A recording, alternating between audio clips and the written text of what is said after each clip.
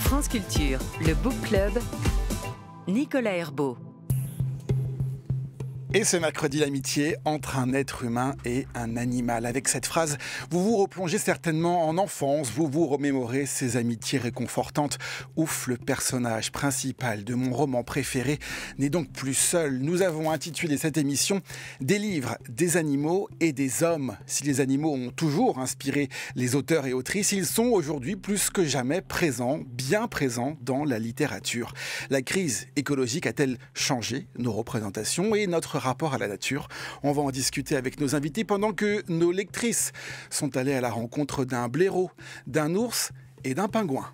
Quand il frotta son bec rapidement contre la jambe de son pantalon, Gus en fut bouleversé.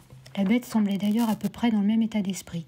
Son cou s'était hérissé, ce qui la faisait paraître encore plus impressionnante.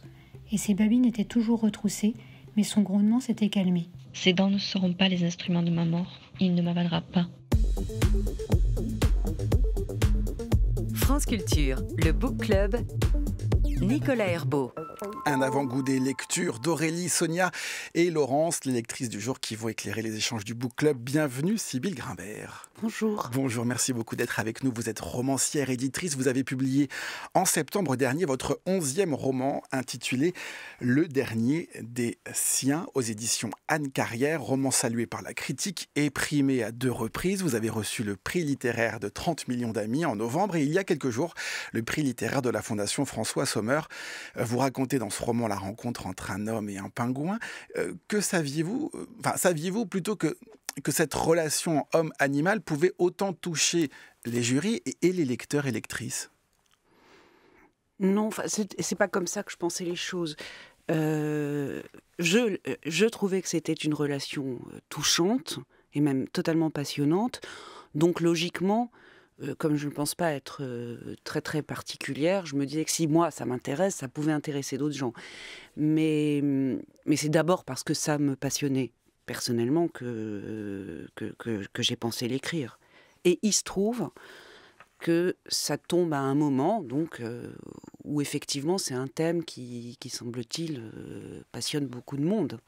On va demander à notre autre invitée pour évidemment discuter, échanger. On a convié l'écologue, directrice de recherche au CNRS, Anne-Caroline Prévost. Bonjour. Bonjour.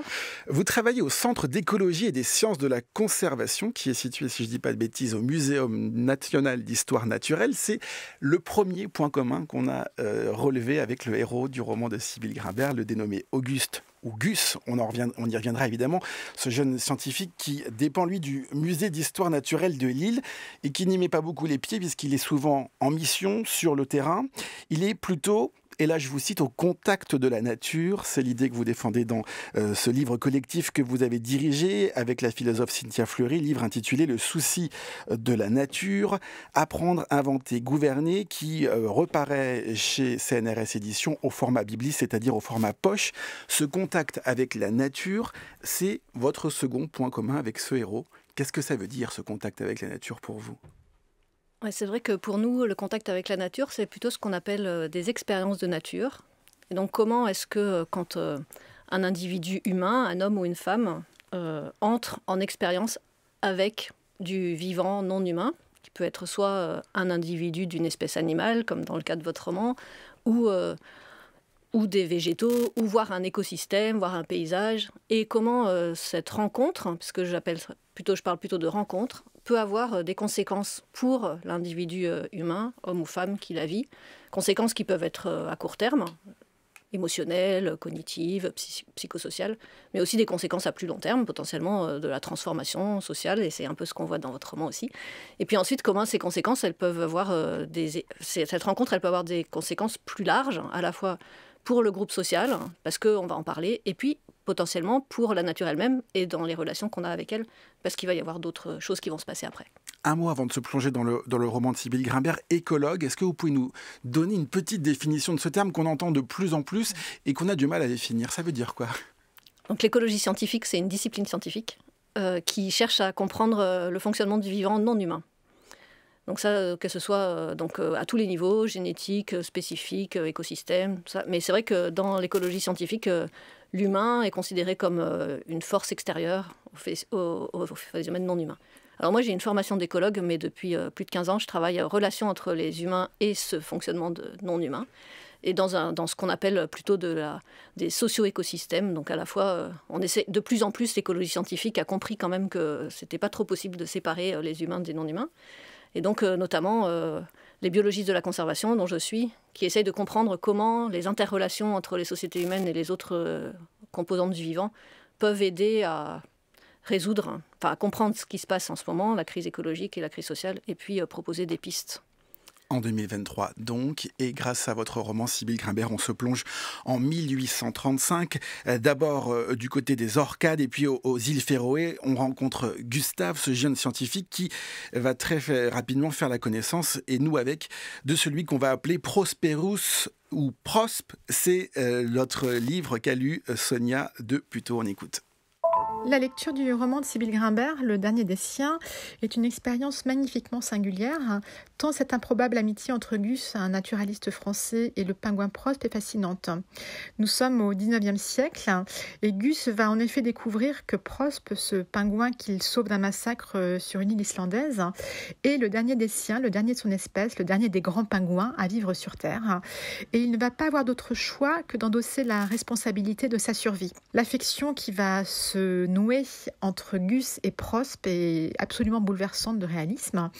Il y a les attitudes, les intentions et les sentiments que Sybille Grimbert prête au pingouin dans cette relation qui sont littéralement convaincants sans jamais verser dans la caricature animalière. Outre cette amitié, le roman interroge sur la disparition des espèces animales et sur la responsabilité des hommes dans cette extinction, ce qui nous parle particulièrement à l'heure où notre planète est plus vulnérable que jamais.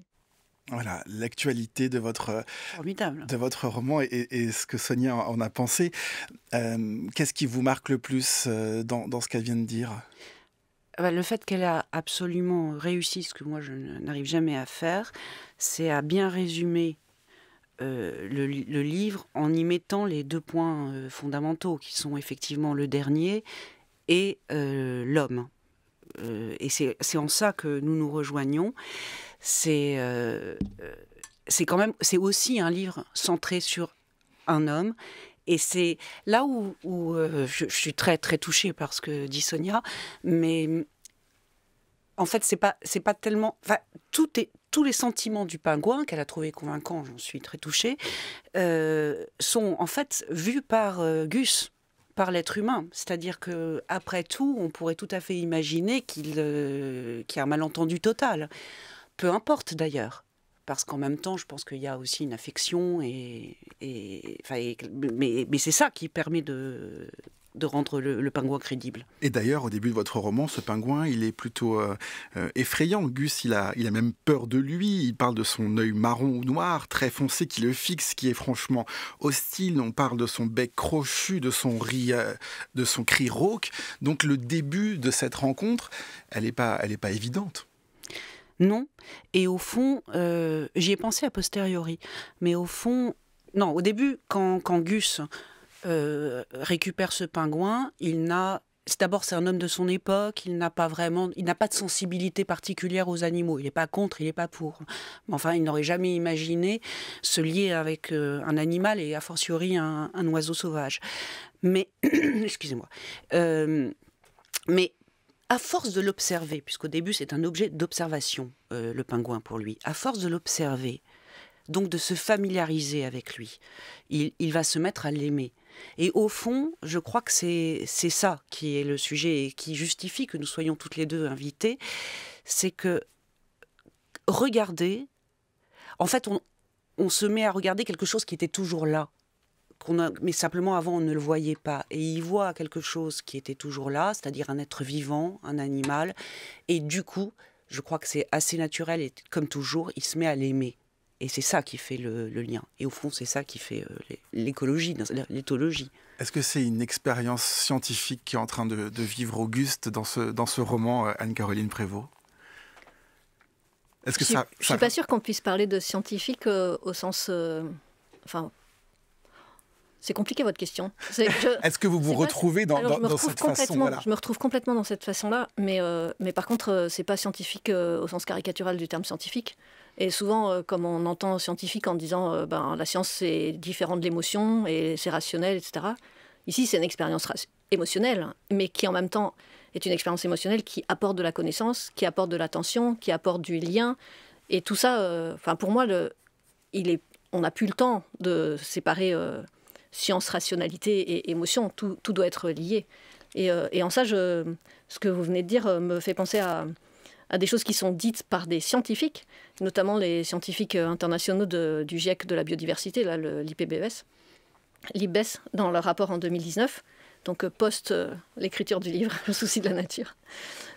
Et ils parlent de l'importance pour les transformations à venir de retrouver d'autres valeurs qu'on donne à la biodiversité ou à la nature, et notamment des valeurs relationnelles, en disant que finalement le plus important, ce qui est important pour nous humains, c'est à la fois l'existence du non-humain, c'est à la fois l'importance du non-humain pour en tirer des profits, mais c'est aussi la relation qu'on tisse avec eux et la relation qu'on tisse entre nous à propos d'eux.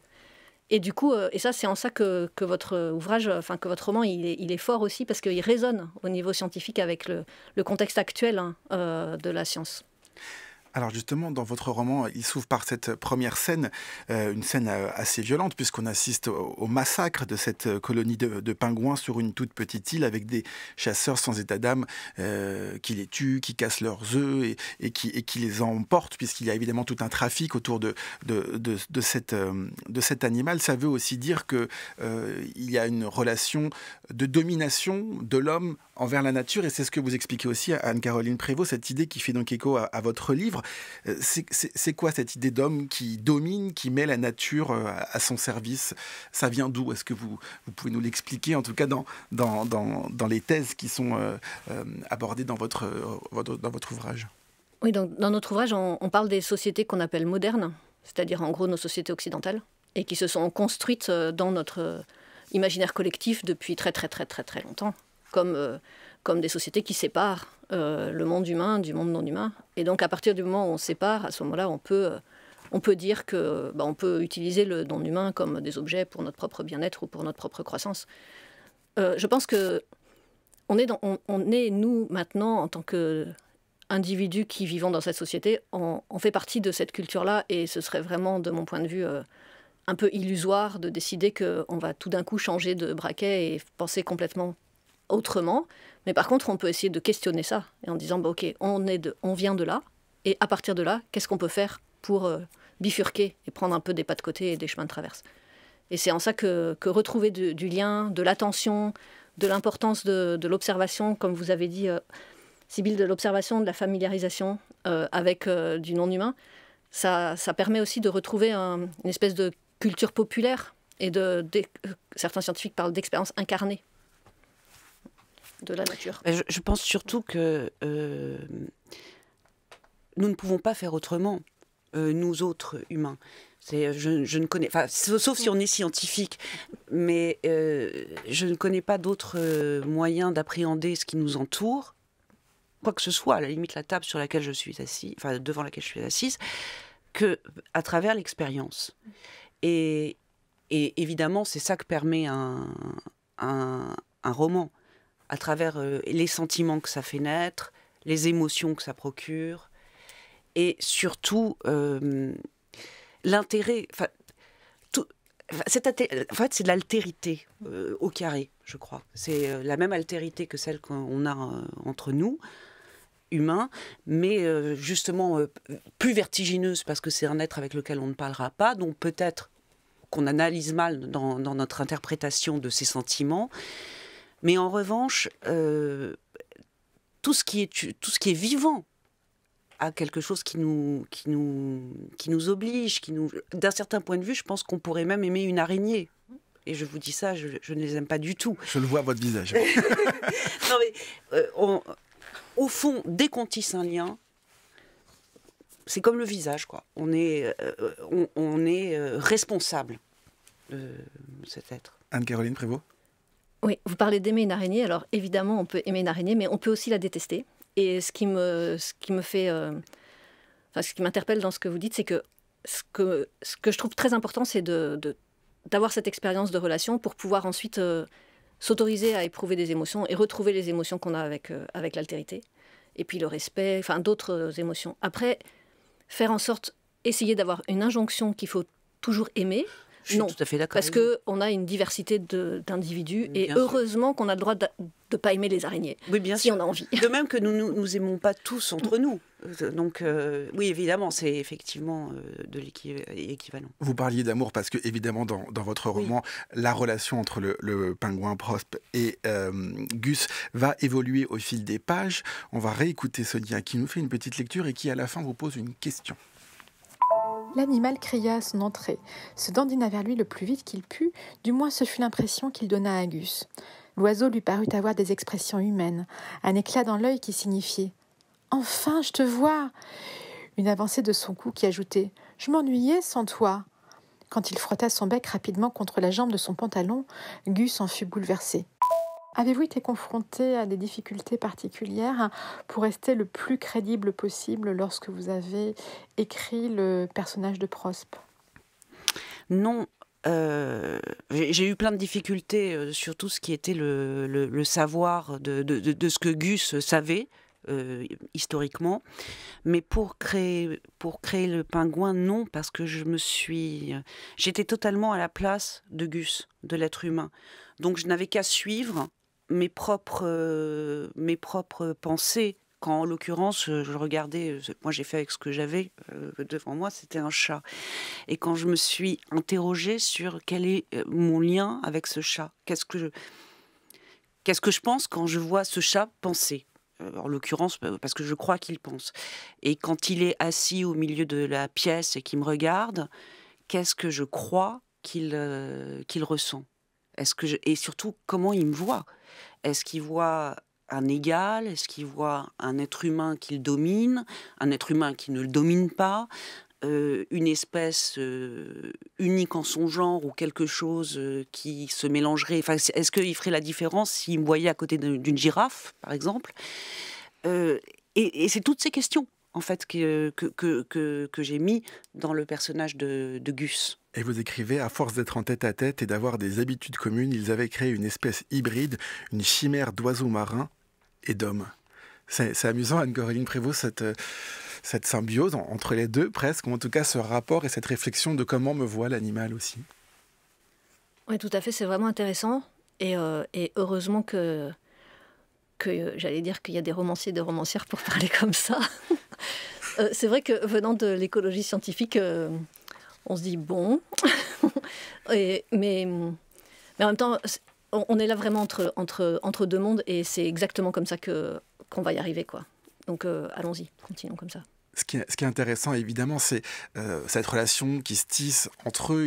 Il lui parle, par exemple. Il ne sait pas s'il comprend et il ne connaît pas le langage des pingouins, mais ça n'empêche pas de penser qu'ils peuvent se comprendre. En tout cas, cet homme et ce pingouin, ils ont en quelque sorte besoin l'un de l'autre aussi à un moment donné, comme par exemple quand ils décident le soir de l'emmener se baigner. Ça, c'est de la responsabilité minimum, si je peux dire. Parce que il hérite. Il a trouvé un pingouin, il s'occupe de son grand pingouin. Il se rendra... Et il faut bien que cet animal vive. De la même manière qu'il le nourrit et qu'il lui donne à boire, il faut bien aussi lui donner le minimum de ce qui semble absolument nécessaire pour un oiseau marin, à savoir le bain. Donc ça, c'est la chose qui était la plus essentielle. C'était votre question tout au début. C'était sur l'idée du besoin de l'un de l'autre et de cette idée qu'à un moment donné, ils se retrouvent dans une situation d'interdépendance aussi. Ils se retrouvent dans une situation... Oui, bien sûr. D'autant plus, si je peux dire, que tout d'un coup, le personnage humain, enfin Gus, va comprendre et aussi... par observation, par réflexion seule, c'est-à-dire que l'animal qu'il a là est l'unique et le seul. Donc, d'un certain point de vue, lui-même va être désespéré par cette... et pas simplement parce qu'il perd un ami, parce qu'il perd même la possibilité du souvenir d'un ami. Plus jamais rien, aucun être sur Terre ne pourra évoquer ce qu'il a été. Plus jamais personne n'aura ses gestes, par exemple, ses mouvements. Et d'un certain point de vue, à partir de là, tout le monde doit se soutenir l'un l'autre. C'est aussi une forme de reconnexion avec la nature. C'est aussi l'une des idées très, très importantes de cet ouvrage que vous avez dirigé, Anne-Caroline Prévost. Qu'est-ce que ça veut dire, cette reconnexion avec la nature? Comment est-ce qu'on l'explique? Alors, en fait, quand on parle de reconnexion, ça sous-entend qu'on a été déconnecté. Alors, plusieurs de mes collègues ont repris ce terme en disant on n'est pas forcément déconnecté. Moi, depuis, je parle toujours de reconnexion parce que je pense qu'il y a une nouvelle connexion à avoir, en tout cas à reconstruire, tel qu'on l'a dit depuis le début de l'émission. Mais ce qui me paraît, ce qui est assez avéré par les différentes recherches internationales dans les sociétés occidentales, c'est que avec nos modes de vie, on perd petit à petit le contact ou les occasions d'entrer en contact et en expérience avec ce vivant non humain, avec cette nature.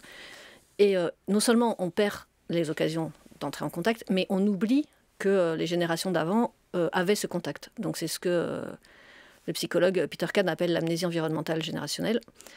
Et pour reprendre ce que vous disiez, du coup, le personnage Gus pourrait perdre son grand pingouin et du coup perdre le contact avec cette espèce-là parce que c'est le dernier. Mais peut-être mais la suite, ses descendants ou les autres qui n'ont jamais vu de grand pingouin, ils savent même pas qu'ils perdent ça parce qu'ils n'ont pas connu ça. Et c'est ce qu'on observe actuellement dans nos sociétés occidentales maintenant et avec des espèces qui n'ont pas encore disparu. Mais des espèces communes, d'oiseaux par exemple, qui sont partout autour de nous et dont la plupart d'entre nous ne savent pas les reconnaître, ne savent même pas les entendre ou n'ont pas conscience qu'ils sont entourés de ces espèces-là, alors que des gens comme des ornithologues ou des naturalistes qui savent les reconnaître à l'ouïe par exemple, ont une expérience très différente. Et on perd ça de génération en génération. C'est ce qui fait en fait que... Oui, allez-y, Sybille Grimbert, pardon. Oui, je change légèrement, j'espère de ne pas être trop à côté. Il y a quelque chose dans le livre que je trouve absolument... Enfin, une idée que je trouve très passionnante, c'est quand vous expliquez que, je le dis avec mes mots, la Terre se fiche totalement, les espèces se fichent totalement de savoir si la Terre continuera à vivre, même s'il y a moins d'espèces, si on a d'autres qui se mettent à naître, ou même si le dérèglement climatique devient épouvantable. C'est nous que ça fera souffrir. C'est notre rapport au monde. Et c'est ça qui est l'angle. Et c'est là où je crois que, sans le savoir, parce que je l'ai découvert là, mais sans le savoir finalement, j'ai trouvé que ça disait bien mon livre, qui en était une illustration. C'est ça, c'est vraiment... C'est un rapport que nous perdrons. C'est un rapport que Gus perd, en tant qu'illustration de nous tous. Et ce n'est pas... la Terre survivra. Elle a vécu sans fleurs pendant toute une ère. Elle continuera sur les abeilles. France Culture, le Book Club, Nicolas Herbaut. Book Club consacré ce mercredi à la nature, des livres, des animaux et des hommes. C'est le titre de cette émission avec nos deux invités, la romancière Sybille Grimbert et l'écologue Anne-Caroline Prévost. Alors on a demandé à la communauté du Book Club sur Instagram quelle était la plus belle rencontre dans la littérature entre l'homme et l'animal. Je vais vous en citer quelques-uns. Beaucoup ont cité Gus et Prospe. Je tiens à vous le dire, Sybille Grimbert. On m'a parlé de Dagobert, du Club des 5 pour Anne-Laure, le renard du Petit Prince, qui est également beaucoup revenu, comme le loup, évidemment, celui de Cro-Blanc de Jack London notamment. Aurore nous conseille les mémoires d'un chat de Hiro Arikawa, un roman japonais, et Mathilde, La vie plus un chat de Chantal Detchery. Et puis Laurence de Nantes, elle, a pensé à une rencontre, la rencontre d'Alan Eckert. La rencontre de Alan Eckert est un roman américain qui date de 1971. C'est une histoire vraiment marquante, basée en plus sur une histoire vraie. Ça se passe à la fin du 19e siècle en Amérique du Nord. Ben McDonald, dont les parents sont des pionniers, est un enfant un peu particulier. Il a 7 ans, mais il paraît beaucoup plus jeune. Il ne parle pas, et beaucoup pensent même qu'il est un peu attardé. Sa seule occupation, c'est d'imiter les animaux et de les suivre partout. Or, un jour, alors qu'il était en train de de suivre des animaux, justement, il s'éloigne beaucoup de chez lui. Une tempête se lève et il finit par se perdre. Il va se réfugier dans un trou et il s'avère que ce trou est en fait le terrier d'une femelle blaireau. Aussi incroyable que cela paraisse, une relation très forte doit se nouer entre Ben et cette femelle blaireau et ils vont cohabiter pendant plus de 2 mois. La femelle blaireau donne une belle leçon d'humanité aux hommes puisqu'elle accepte Ben, ce que ne faisaient pas forcément les hommes. Elle lui sauve la vie, elle le nourrit, elle prend soin de lui, elle le réchauffe. Bref, c'est très fort et pas du tout mièvre comme parfois dans les histoires destinées à la jeunesse.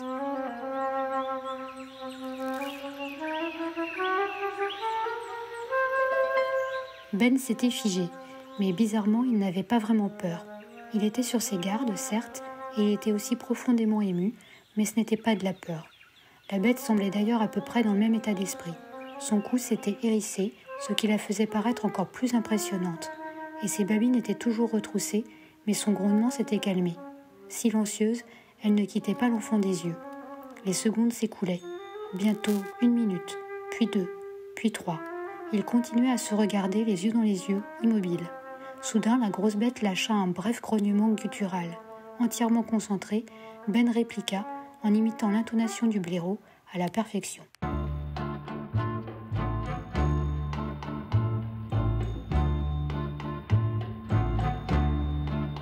Trust in me, just in me. C'est le livre de la... Et quand je vous dis oui, c'est le livre de la jungle, c'est tout à fait Anne-Caroline Prévost, ça a beaucoup inspiré nos lecteurs et lectrices, ces rencontres entre hommes et animal. Ce qui est intéressant, c'est que Alan Eckhart, le livre La Rencontre date de 1971, ça veut dire que les animaux sont présents dans la littérature évidemment depuis très longtemps. Animaux, sujet littéraire, c'est le titre de la chronique de notre consoeur du Monde des Livres, Virginie François, qui note cette nouveauté, l'envie de donner actuellement aux bêtes une voix authentique, et elle cite notamment l'historien Michel Pastoureau. Il y a encore 50 ans, l'animal passait pour un sujet ridicule aux yeux de l'histoire ou des sciences humaines, alors qu'aujourd'hui ce thème est devenu prioritaire au carrefour de plusieurs disciplines s'emboîtant sur les problématiques environnementales ou alimentaires. Notre monde citadin, vous en disiez un mot tout à l'heure à Anne-Caroline Prévost, fait que on s'est éloigné de cette nature et qu'on oublie à chaque fois, en tout cas à l'échelle individuelle, qu'il y a des choses qui se perdent autour de nous.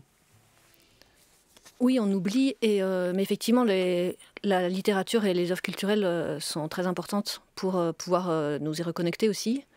C'est une des façons d'ailleurs d'entrer en expérience de nature. Hein. C'est ce que le psychologue américain Kellert avait appelé les expériences vicariantes, enfin vicarious en anglais, ou par procuration, ou on n'est pas directement en contact, mais on est en contact via des romans, des documentaires, des films, des jeux vidéo, etc.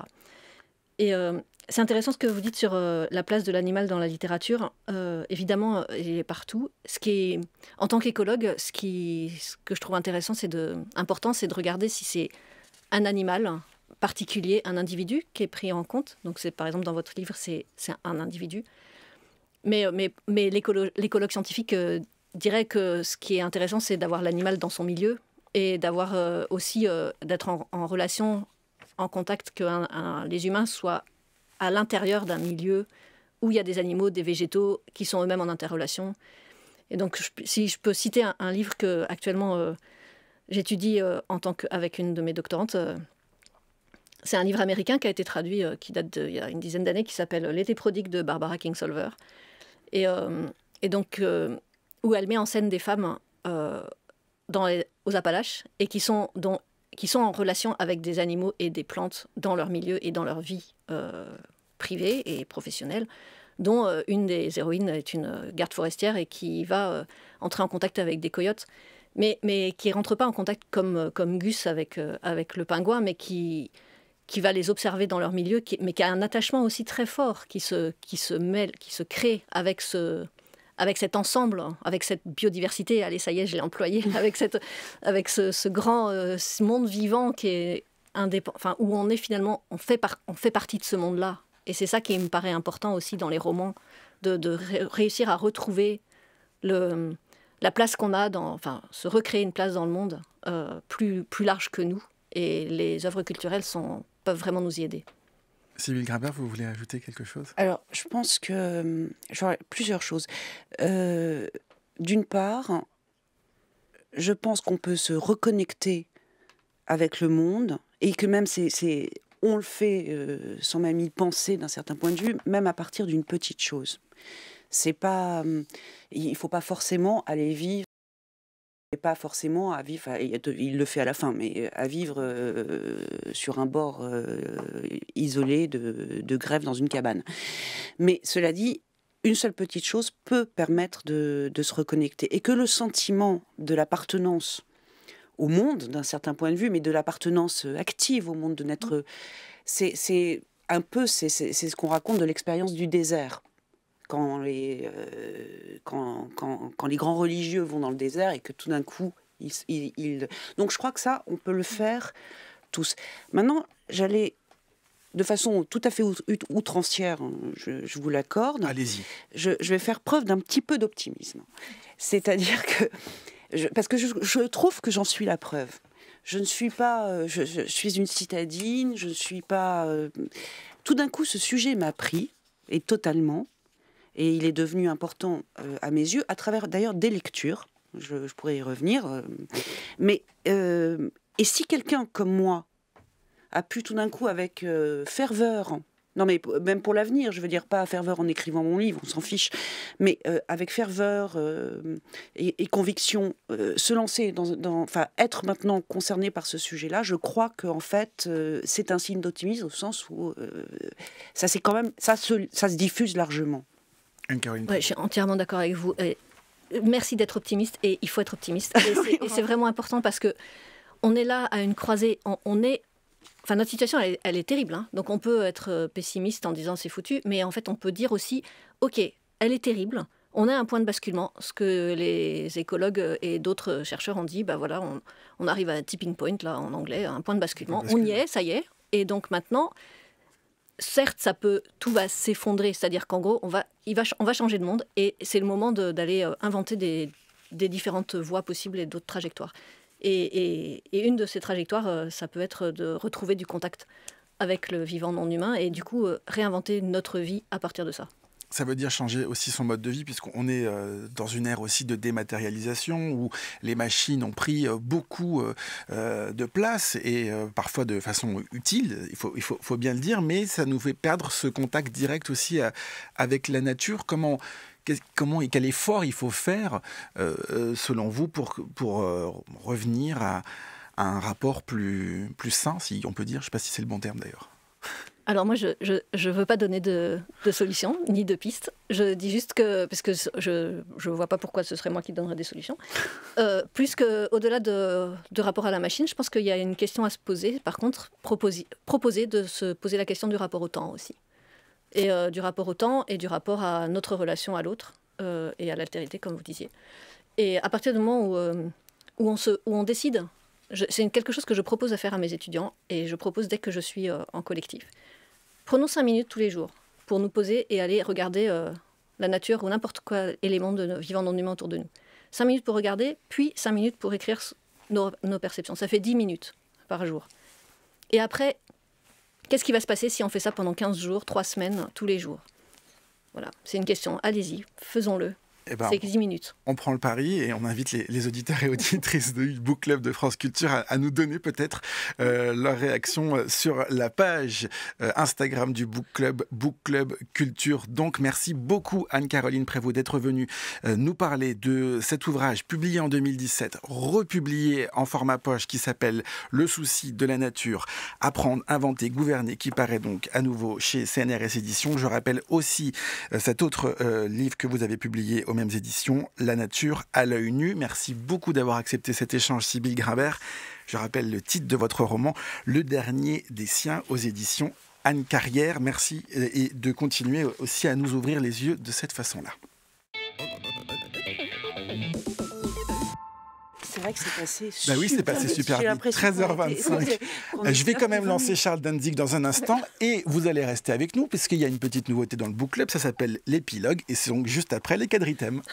Parmi les personnages apportés par la fiction à la vie qui se les cache, voici un travesti. Je disais hier que les handicapés mentaux qui existent depuis toujours ont dû attendre le XXe siècle pour voir l'un des leurs en fiction. Les travestis n'existent probablement pas depuis moins longtemps et ils ont dû attendre la Deuxième Guerre mondiale pour mériter de la littérature. Il en est peut-être apparu auparavant dans des fictions, je n'en connais pas, mais si c'est le cas, cela ne peut être que pour des personnages de quatrième plan et surtout pittoresques. Le pittoresque est le contraire de la littérature. Le pittoresque est une réduction amusante à un détail bénin qui amuse le lecteur qui se croit supérieur. Pour être supérieur, il n'est pas besoin d'être roi, il suffit d'être borné. On imagine bien un personnage de travesti maniéré et ridicule, cet adjectif qui concentre beaucoup de la bassesse française. Le personnage sérieux de travesti, avec toute son humanité, c'est-à-dire sans pittoresque, naît dans le premier roman de Jean Genet, Notre-Dame des Fleurs, en 1943. Notre-Dame des Fleurs est un roman baroque, je le dis dans le sens le plus strict du terme, un roman de 1600, absolument pas réaliste, absolument pas naturaliste, une féerie. Ce qui ne veut pas dire qu'il n'est pas sérieux, loin de là. La féerie est une manière hystérique de regarder la vie. Le féerique se note ici d'abord par les noms des personnages. Ce travesti s'appelle Divine. Vous me direz si le travesti, qui a joué dans les films de John Waters et porté ce nom, l'a choisi en hommage à Genet. Le travestissement est une entrée dans la féerie.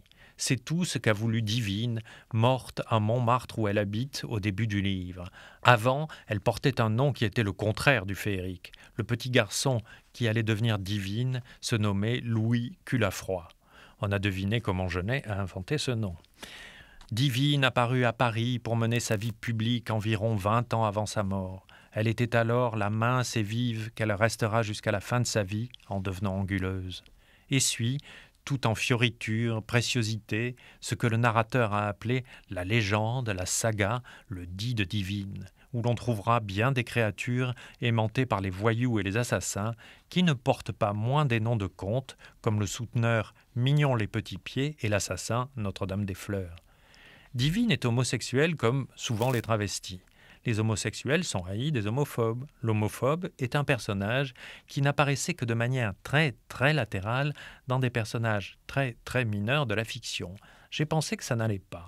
Et j'ai entrepris de faire entrer le personnage de l'homophobe dans la fiction par mon député Furness dans l'histoire de l'amour et de la haine. On me l'a beaucoup reproché, c'est bon signe. Il n'y a que le silence des écrivains qui convienne à la malveillante obscurité. Les quadritèmes de Charles Danzig à retrouver sur franceculture.fr et sur l'appli Radio France. Un grand merci à toute l'équipe du Book Club, Zora Vignet, Oriane Delacroix, Didier Pinault, Jeanne Agrapar et Alexandra Laibegovic. Thomas Beau est à la réalisation ce midi et à la prise de son. Étienne Rouche, on se quitte comme promis avec l'épilogue de ce jour. Comment est-ce que quand un individu humain, un homme ou une femme, entre en expérience avec du vivant non humain? Mais c'est ça qui permet de rendre le pingouin crédible. En fait, on se met à regarder quelque chose qui était toujours là. Mais par contre, on peut essayer de questionner ça. En fait, c'est de l'altérité au carré. D'un certain point de vue, je pense qu'on pourrait même aimer une araignée, un chat, une girafe. Oui, tout à fait, c'est vraiment intéressant. France Culture. L'esprit d'ouverture.